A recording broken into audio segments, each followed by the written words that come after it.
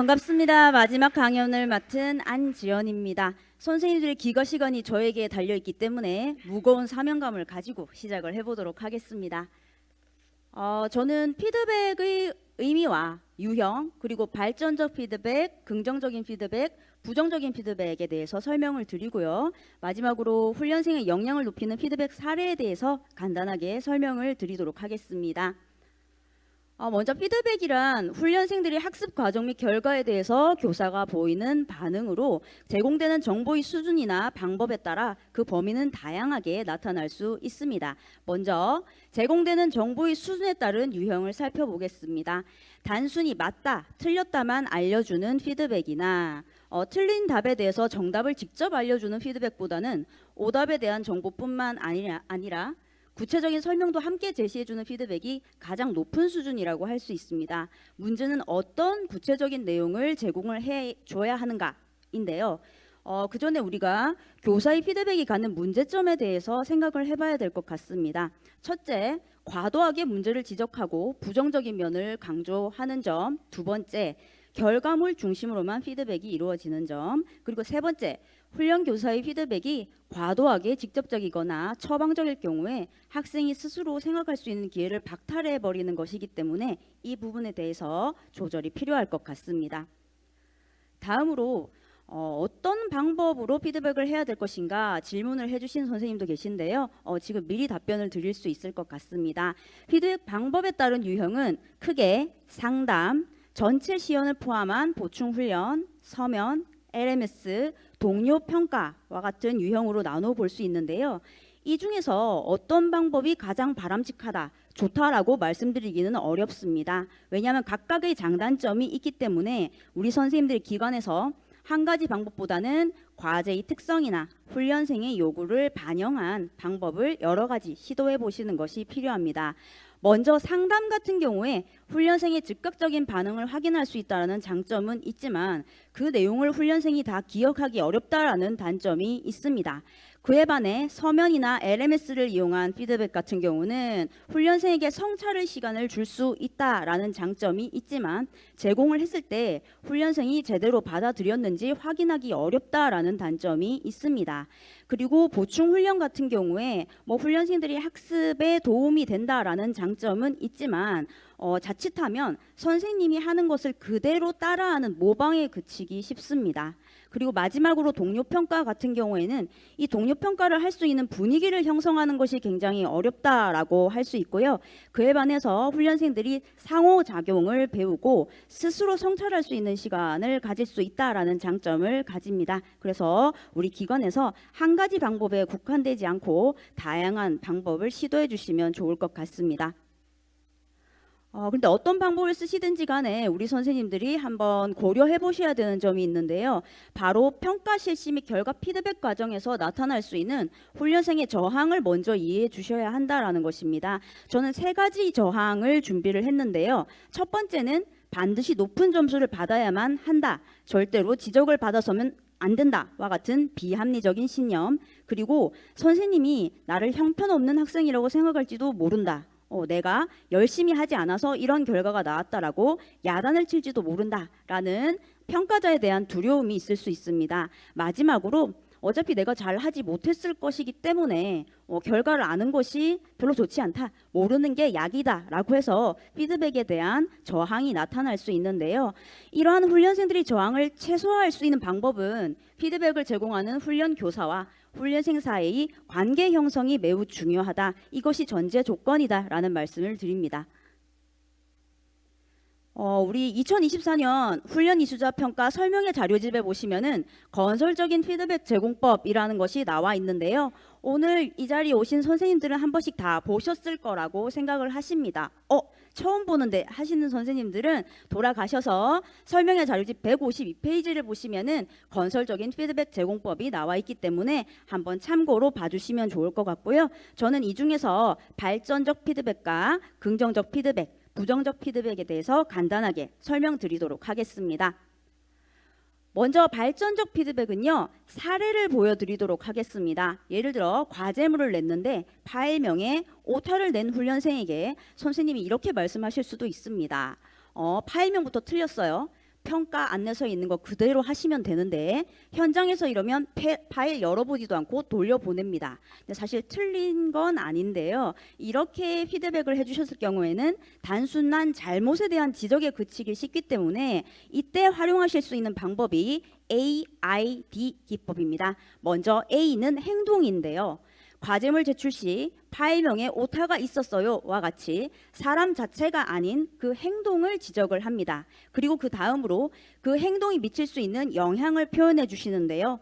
검토 시 파일명을 제일 먼저 확인하게 되는데 파일명부터 오타가 있을 경우에 전반적인 내용에 대한 신뢰도도 떨어질 수 있어요. 그리고 마무리는요. 앞으로 훈련생이 바라는 행동에 대해서 구체적으로 말씀을 해주시는 겁니다. 내용에 대한 완성도뿐만 아니라 기본적인 양식 등도 꼼꼼하게 검토하는 습관을 들여보는 게 좋겠어요입니다. 네, 발전적 피드백 AID 기법은 연습이 조금 필요하기 때문에 다양한 상황에 적용을 해주시면 좋을 것 같습니다.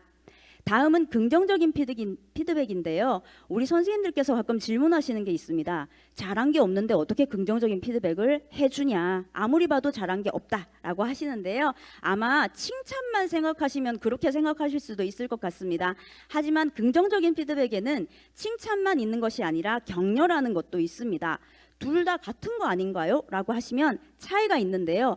칭찬은 행동의 결과에 초점을 두고 그에 비해서 격려는 시도한 노력이나 행동 그 자체에 초점을 두기 때문에 실수나 실패로 낙담한 사람에게 칭찬보다는 격려를 해주시는 것이 맞습니다. 사례를 보시면 본평가에서 32점을 받고 재평가에서 53점을 받은 훈련생이 있습니다. 사실 재평가에서도 지금 패스가 되지 않은 상황입니다. 그래서 우리 선생님들께서 아이고 7점만 더 받았으면 재평가 또 안 해도 되는데 라고 말씀하시기보다는 이렇게 말씀해 주시면 더 좋지 않을까요? 지난 평가에서 제가 피드백했던 내용을 굉장히 많이 반영했군요. 아주 좋아요. 저번에 만드셨던 거랑 지금 만든 걸 비교해 보면 어때요? 라고 이야기를 들어보시고요. 여기에서 좀 더 잘할 수 있을 것 같은 부분이나 아쉬운 부분이 있습니까? 등이 격려가 더 중요하다라고 할 수 있습니다. 이렇게 해도 나는 피드백이 너무 어렵다. 어떻게 해줘야 할지 모르겠다. 어려우신 선생님들은 입장을 바꿔서 한번 생각해 보시면 좋을 것 같습니다. 우리 훈련 교사들도 HRD넷의 수강 만족도를 통해서 강의 피드백을 받는데요. 이때 우리 선생님들이 내가 앞으로 강의를 좀 더 잘해야 되겠다. 개선을 해야겠다. 느꼈던 피드백이 어떤 것이었는지를 생각해 보시면 될 것 같습니다.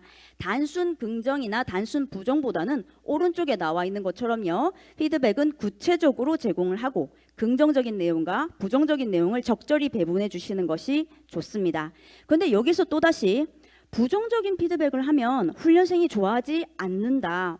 기가 죽어서 그만둔다라고 얘기를 하거나 그럴까봐 겁이 난다라고 하시는데요. 우리가 이 부분을 한번 생각해 봐야 될 것 같습니다. 무조건 긍정적인 피드백이 좋고 부정적인 피드백은 나쁜 것일까인데요. 저는 훈련생의 성취 목표 지향성에 따라 달라질 수 있다라는 답변을 드리고 싶습니다.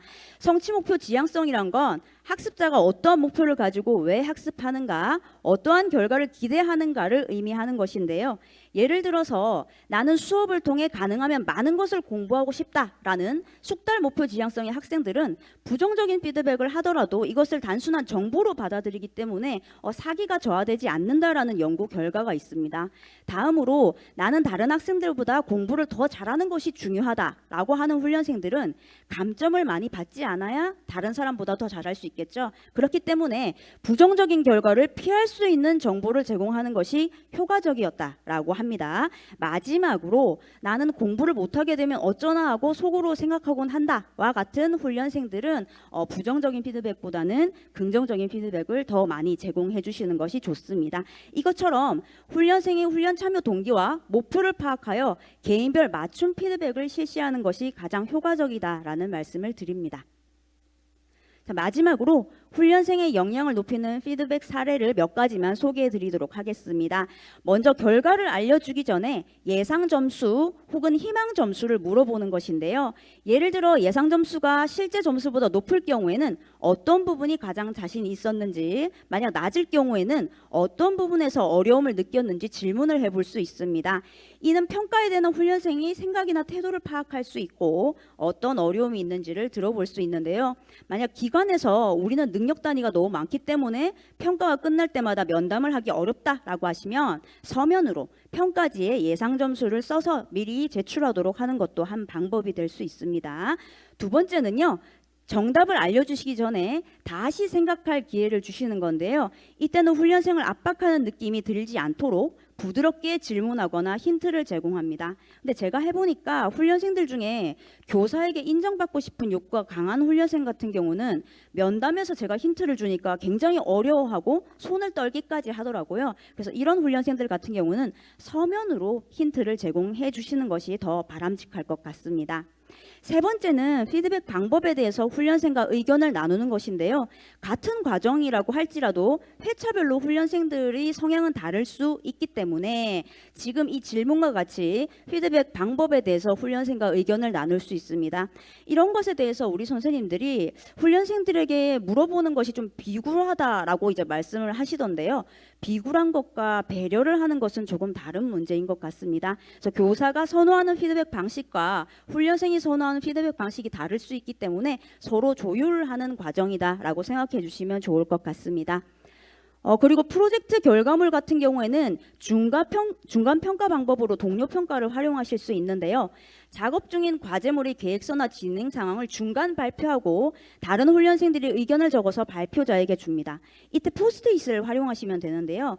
예를 들면 노란색 포스트잇에는 좋은 점, 파란색 포스트잇에는 좀 부족한 점, 궁금한 점에 대해서 적어서 주면 과제물을 완성할 때 이런 훈련생들의 의견을 검토하여 어떤 부분에 활용했는지를 최종 발표하도록 합니다. 이는 훈련생이 직무 능력에 대해서 객관적인 이해를 할 수 있고 상호작용을 배울 수 있다라는 장점이 있습니다. 제가 준비한 강연은 여기까지인데요. 감사하게도 사전에 이제 질문을 2가지 해주셨습니다. 다만 이게 질문 내용을 보시면은 제가 지금까지 설명드렸던 내용이 다 들어가 있기 때문에 아마 요약 정도가 될 것 같습니다. 첫 번째 질문은 평가 결과에 대한 피드백을 제공하는 것이 부담이 되는데 어느 정도 깊이로 제공을 해야 하나라는 질문이었습니다. 자. 이 부분도 사실 정답을 제가 제시해드리기는 어려울 것 같고요. 앞서 말씀드린 것처럼 다양한 피드백의 방법 중 한 가지 이상을 결합하여 활용하실 수 있는데 이때 과제의 특성이나 훈련생의 선호를 고려하셔서 좀 다양하게 시도를 해보시는 게 필요하다라는 것입니다. 두 번째 질문은요. 평가를 받지 않으시겠다는 훈련생분들도 있지만 피드백을 원치 않으시는 훈련생도 있습니다. 이런 경우 어떤 설명을 해드리고 피드백을 해드려야 하는가라는 질문입니다. 이 점도 훈련생들이 피드백에 대해서 가질 수 있는 부정적인 감정을 이해하는 것에서 좀 시작을 해 주셔야 할 것 같고요. 예를 들어서 수업 시작 전이나 종료 후에 따로 시간을 내는 것 자체가 부담스럽다라고 할 때는 면담을 활용한 피드백보다는 서면 피드백을 먼저 활용을 해주시고요. 그 다음에 많은 기관들이 서면 피드백을 진행한 뒤에 훈련생 의견란을 만들어서 피드백에 대한 피드백을 받고 계신 경우가 많은데 이것 또한 강제적으로 했을 때 좀 성의 없는 답변이 나오는 경우가 많이 있어서 좀 훈련생에게 선택권을 부여해 주시는 것도 좋은 방법이 될 것 같습니다. 마지막으로 평가가 끝난 후에 이루어지는 피드백에 대해서는 큰 의미를 두지 않는 훈련생들이 많이 있습니다. 이미 끝났기 때문이죠. 그래서 피드백을 꼭 마지막에 결과를 통해서만 하시는 것이 아니라 중간 피드백을 통해서 과제의 완성도를 높여줌으로써 훈련생이 피드백의 필요성을 느끼고 거부감을 좀 줄일 수 있도록 하는 것이 좋은 방법이 아닐까라는 생각이 듭니다. 네, 제한된 시간 내에서 좀 더 다양한 사례를 공유해드리지 못해서 좀 아쉬운데요. 오늘 설명회를 시작으로 더 다양한 논의가 이루어지고 더 좋은 정보들이 더 많이 공유될 것이라고 믿습니다. 감사합니다.